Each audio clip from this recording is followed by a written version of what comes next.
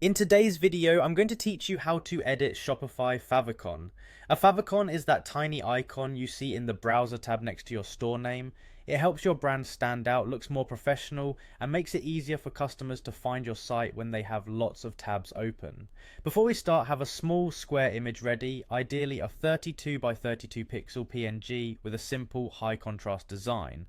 Avoid detailed graphics or long text because favicons display very small.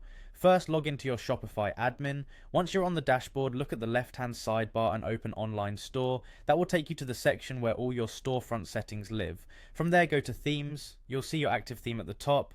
On that theme, click Edit. Depending on your version, this button can sometimes appear as Customize, but you're aiming to open the theme editor. Inside the theme editor, look for theme settings. It's usually located at the bottom or in a settings panel.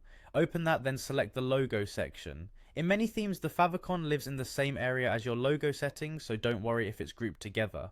Now, find the favicon image option and click Change. This is where you can replace the current icon. Choose Upload to add your favicon file from your computer. Shopify accepts common formats like PNG and JPEG, but PNG with a transparent background usually looks best.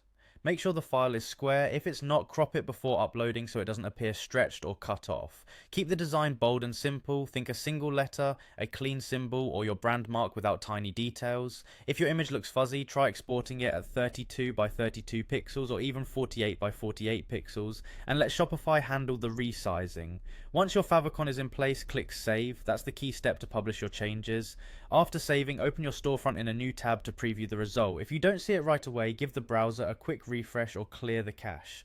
Favicons can be cached by browsers and may take a moment to update. On mobile, it might also take a little longer to appear. If your theme labels look slightly different, you're still in the right spot. Just look for theme settings and the section that contains logo or brand, then find favicon.